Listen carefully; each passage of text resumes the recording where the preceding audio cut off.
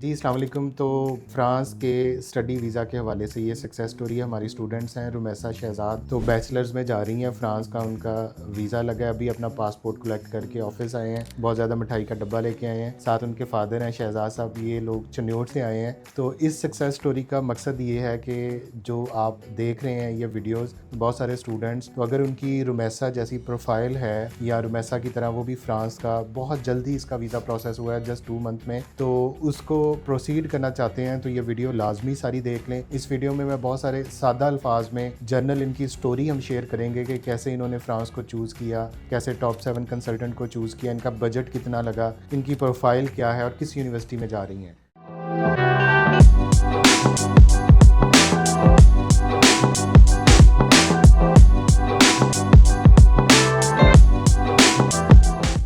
तो इस ब्रीफ से इंट्रो के साथ जो है हम वीडियो को स्टार्ट करेंगे। वीडियो को जब आपने पूरा देख लिया उसके बाद आपको कोई भी फ्रांस स्टडी वीज़ा के हवाले से कोई क्वेश्चन आपके माइंड में आता है तो वीडियो के नीचे ज़रूर कमेंट करें। इसका मैं खुद रिप्लाई करता हूँ। इसके अलावा अगर आप यूरोप या यूके का स्टडी वीज़े के लिए अप्लाई करना चाहते हैं तो हमारी टीम के जो ऊपर नंबर्स आ रहे हैं यहाँ पर रब्ता करें, हमारी टीम ज़रूर आपको रिप्लाई बैक करेगी। तो बहुत बहुत मुबारक हो रुमैसा आपको, ये आपका पासपोर्ट। तो सबसे पहले आप हमारी ऑडियंस को बताएं कि आपकी क्या प्रोफाइल है, आपने क्या पढ़ा हुआ है और क्या आपके मार्क्स हैं और क्यों आपने जो है बाहर पढ़ने का सोचा?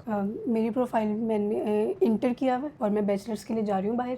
अच्छा। और फ्रांस मुझे टॉप 7 कंसल्टेंट ने रिकमेंड किया था और मैंने आइट्स भी किया हुआ है। अच्छा, तो इंटर में आपने कहाँ से किया और कितने इंटर मैंने मार्क्स हैं? चिन्योट से किया था और मेरे इंटर में 70% मार्क्स हैं। 70% मार्क्स हैं, इंटर में चिन्योट से किया। और आपने किस किस सब्जेक्ट में किया है? ICS। ICS कंप्यूटर साइंस में ऑलरेडी इसने जो है वो अपना इंटरमीडिएट कंप्लीट किया है और just 70% marks last year complete किया है। जी, मैंने 2025 में कंप्लीट हुआ। 2025 में। एज आपकी क्या है? मेरी 18 years. 18 years. That is very important in terms of bachelor. जब बच्चे बैचलर का कहते हैं जी वीज़ा रेशो नहीं ठीक, तो फ्रांस अगर आपका गैप नहीं है और आप फ्रेश हैं और आप डिटर्मिंड हैं, आपके बेशक मार्क्स 70% हैं या, तो आप जो है वो फ्रांस के लिए टोटली एलिजिबल हैं। और आपके सामने ये एग्जाम्पल है। आपने टॉप 7 कंसल्टेंट को कैसे चूज़ किया? टॉप 7 कंसल्टेंट को मैंने इंटरनेट के थ्रू चूज़ किया था। इंटरनेट के थ्रू? Yes, आपने वीडियोस देखी थी? जी, मैंने आपकी वीडियोस देखी थी। वहाँ अच्छा। से मैंने आप लोगों को अप्रोच किया और that was very good response. अच्छा, बहुत ज़्यादा। ये भी लोग ये चिन्योट से हैं और चिन्योट फैसलाबाद से हार्डली कोई 70 किलोमीटर होगा,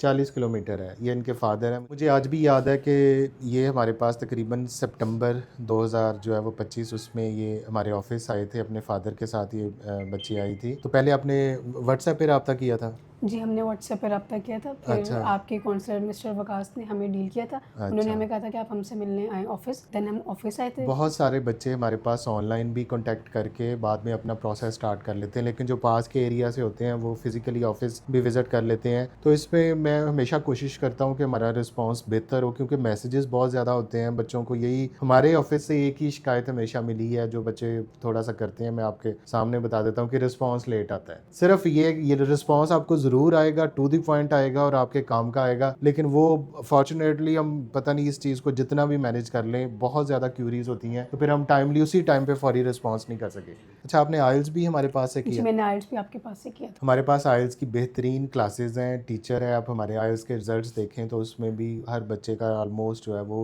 उसके डिज़ायरेबल बैंड्स हैं। तो आइल्स की प्रेपरेशन भी इसकी, मेरा ख्याल आपकी कम्युनिकेशन काफ़ी पहले स्लो थी, जी, ऐसा ही है? यस, सोशल एंजाइटी थी मुझे। सोशल एंजाइटी थी। मुझे याद है अच्छी तरह से, टीचर ने भी कहा था कि बोलने में ज़रा हिचकिचाती है और हाँ उस चीज़ में, लेकिन ये चीज़ें विद प्रैक्टिस जो है वो कवर हो जाती हैं। तो अभी बताएं कि आपका फ्रांस को हमने रिकमेंड किया और उसके बाद आपका आइस्टेक में एडमिशन हुआ। जी। यूनिवर्सिटी का इंटरव्यू हुआ था? जी, मेरे यूनिवर्सिटी का इंटरव्यू हुआ था। अच्छा, उसका थोड़ा सा बताएं क्या क्या पूछा? यूनिवर्सिटी में उन्होंने मुझे बेसिक क्वेश्चन पूछे थे मेरी जो लास्ट डिग्री थी उससे रिलेटेड, इंटरमीडिएट से रिलेटेड, आइट से रिलेटेड, फ्यूचर गोल, और उसकी प्रिपरेशन मुझे मैम जिमल ने कराई थी and I am very thankful to her. उन्होंने मुझे बहुत अच्छी प्रिपरेशन कराई थी और उन्होंने मुझे एडमिशन भी दे दिया। अच्छा, इनका आइस्टेक का जो है वो यूनिवर्सिटी इंटरव्यू भी क्लियर हुआ। उसके बाद आपका कैंपस फ्रांस का भी जी, इंटरव्यू हुआ? उसके बाद मेरा कैंपस फ्रांस का इंटरव्यू आ वो गया था। लाहौर में था? जी, वो मेरा लाहौर में इंटरव्यू था कैंपस फ्रांस का। उसमें क्या उन्होंने पूछा? उसमें उन्होंने मुझसे बहुत ज़्यादा क्वेश्चनिंग की थी। उन्होंने उसमें मुझसे मेरे फ्यूचर गोल्स पूछे थे, मेरे फादर का पूछा था कि वो क्या करते हैं, उनका बिज़नेस क्या था, और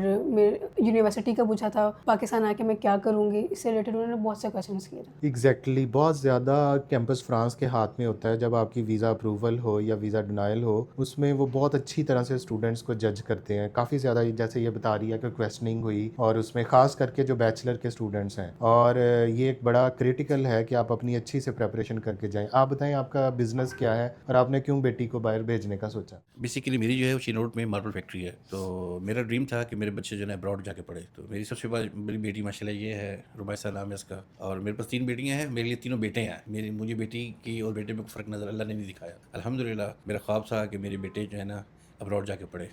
तो मैंने बहुत ज़्यादा यानी कि ना कंसल्टेंट्स को चेक किया, फैसलाबाद में 6-7 कंसल्टेंट्स को चेक किया, लेकिन अल्लाह की तरफ से मैं जो सेटिस्फाइड हुआ ना वो टॉप 7 से हूँ। इनके पास मैं सेटिस्फाइड था, और जिस तरह हमने सोचा था वो हमारी उमंगों से भी ज़्यादा अच्छे इन्होंने काम किया है। अब इस तरह ये सारा स्टाफ ऐसे है जैसे हमारे अपने घर के फैमिली मेम्बर्स हैं। हमें किसी से कोई 1% भी यानी कि ना गिले तो सवाल ही नहीं पैदा होता। ये नहीं कि हमारा वीज़ा लग गई इस वजह से, अदरवाइज़ भी हम घर में भी इनकी तारीफ़ करते हैं जब जब हमें इनकी ज़रूरत पड़ी है जिस चीज़ के लिए भी। बल्कि 1-2 बातें ऐसी हैं कि रात 12-12 बजे इनके स्टाफ ने हमें मेल्स भी की हैं, और जिस चीज़ की भी ज़रूरत थी, जिस दिन सुबह हमने एम्बेसी में जाना था वीज़े के लिए, उस दिन इनकी जो मैडम आसिया हैं उस दिन रात 12 बजे तक हमारे वो हमसे यानी कि ना सारी कसरी हैं, जिस चीज़ की भी ज़रूरत थी हमारे यहाँ चीज़ पूरी करवा के उन्होंने भेजी है। ओवरऑल सक्सेस स्टोरी ये है कि अल्लाह पाक ने सब कुछ किया है, और इन लोगों का उसमें बहुत बड़ा किरदार है। हमने से बहुत ज़्यादा सेटिस्फाइड है। जी, बहुत बहुत थैंक यू इन लोगों के लिए भी कि इन्होंने हमसे ट्रस्ट किया हम पे और आए इतनी दूर से। मैं तो हर बच्चे के लिए यही मेरी कोशिश होती है कि हम बिल्कुल जो उसकी एग्जैक्ट प्रोफाइल है उसके अकॉर्डिंगली उसको कंट्री सजेस्ट करें, और उसके बाद जो है वो उसको उसमें प्रोसीड करें। देखें, हमारी फील्ड ऐसी है कि इसमें हमारे ऑफिस में जो लोग भी आते हैं हर एक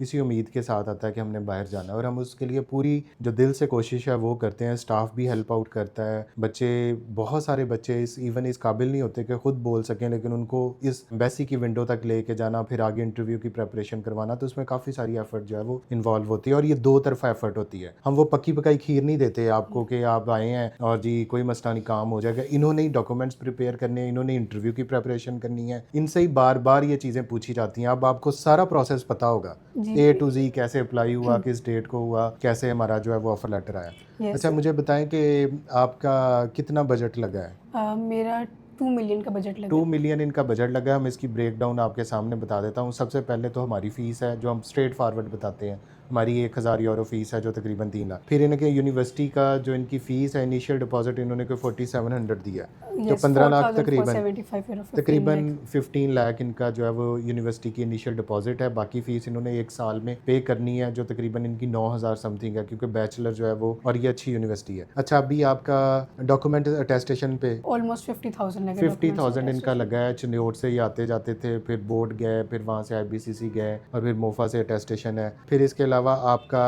जो है वो 1 लाख तकरीबन इनका आइल्स पे एक्सपेंस आया है। Yes. वो भी इसलिए कि क्लासेस के लिए आना जाना, और फिर आइल्स की फ़ीस भी तकरीबन 70,000 है। फिर इसके अलावा आपका लगा है, एक इन्होंने कैंपस फ्रांस की फ़ीस पे की है जो 30,000 है, और इसके अलावा कोई तकरीबन जो है 16,000 आपकी एम्बेसी की Embassy फ़ीस है, और इसके अलावा अपॉइंटमेंट की 4-5 हज़ार फ़ीस है। हेल्थ इंश्योरेंस है जो 20-25 हज़ार की होती है। तो बैंक स्टेटमेंट इनकी अपनी थी। बैंक स्टेटमेंट इनके फादर ने तकरीबन कोई 7 मिलियन की शो किया, क्योंकि उनका बिजनेस है, तो उन्होंने इनको स्पॉन्सरशिप एफिडेविट दिया और ये सारा कुछ। तो ये सारा प्रोसेस जो है वो तकरीबन 2 मिलियन में इनका वीज़ा लगने तक की कॉस्ट है। तो इसमें अब ये टिकट आपकी कितने की हुई है? 171। 171. डायरेक्ट पेरिस की इस्लामाबाद से इन्होंने टिकट लिया। 23 को ये जा रही हैं, और आज इन्होंने पासपोर्ट कलेक्ट किया। तो ये एक बताने का मकसद ये है कि बहुत सारे बच्चे बजट भी पूछना चाह रहे होते हैं, और मार्क्स के हवाले से। तो आपको अभी क्या आपकी मोटिवेशन है कि पढ़ने के बाद या पेरिस में जाने? पेरिस मैं वहाँ पे गया हुआ, मुझे बहुत पसंद है। वो इसलिए भी कि बड़ा लाइवली सिटी है, सारी दुनिया के लोग वहाँ पे हैं, और कल्चर है, और बड़े फ्रेंच लैंग्वेज भी जब आप सीखेंगी, बड़ी एक मीठी सी ज़ुबान है, Yes. और आपने ये लाजमी सीखनी है। Yes, yes, मैंने अभी 1 मंथ में सीखी भी है फ्रेंच. अच्छा, वेरी गुड। ये देखें, ये एक मोटिवेशन जो है वो शो होती है कि वीज़ा आने से पहले स्टूडेंट इस चीज़ के लिए प्रिपेयर है। और आपसे ये क्वेश्चन आप पूछा था किसी ने कि फ्रेंच का बारे में? नहीं, उन्होंने कहा था कि आप कल्चर कैसे अडेप्ट करेंगे, तो हाँ। मैंने कहा था कि आई विल लर्न फ्रेंच. हाँ, बेहतरीन आंसर ये है कि आपने जिस भी कंट्री में जाना है, उसकी जब तक आप लोकल लैंग्वेज नहीं सीखेंगे, आप उसमें इंटीग्रेट ही नहीं कर सकते। तो ये एक बड़ा अच्छा पॉइंट था। रुमैसा के लिए हमारी वेल विशेज़ हैं। रुमैसा जाए, इनके फादर कह रहे हैं कि इनकी और सिस्टर भी है, वो भी पढ़ ले, हम हमने उसको भेजना है। तो ये एक बड़ा अच्छा है कि मुझे इनकी ये बात बहुत अच्छी लगी है कि हमारे माशरे में शायद समझते हैं कि बेटों को बस भेज दें, बेटियों को तो बेटा बेटी में कोई ऐसा फ़र्क नहीं है। जो अल्लाह ने आपको औलाद दी है वो आपकी औलाद है, और बेटियां कसम से वालिद का ज़्यादा करती हैं। आज स्कूल का पहला दिन था, मेरी बेटी ने जिद करके कि आपने मुझे छोड़ के आना है। पहले दिन मैं कहा यार आप जाती हो, पहले भी तो लेके जाती या आपकी मम्मा आपको छोड़ने जाते, तो कहते नहीं आप पापा आपने, तो मैं कहा चलो ठीक है। तो बेटे ने कभी ऐसी फरमाइश नहीं की। तो ये एक बड़ा फैक्टर होता है और इंशाल्लाह बड़ा अच्छा इनका गुजरेगा। तो इस हवाले से और फर्दर भी इनको किसी भी मुकाम पे मैं कहता होता हूँ, बच्चे जाते हैं और अच्छे बच्चे हमसे राब्ते में रहते हैं, कभी कोई हेल्प चाहिए सर इधर भी उधर भी। तो और इंशाल्लाह हम बाहर भी एक अपनी कंपनी जो है वो रजिस्टर करवा रहे हैं जर्मनी में, तो हमारे उधर भी जो है वो विज़िट हुआ करेंगे। तो बच्चों को फुल सपोर्ट है। बाकी फैसलाबाद के भी काफ़ी बच्चे हैं उधर ऑलरेडी। चले बहुत बहुत थैंक यू इनके ऑफिस आने का।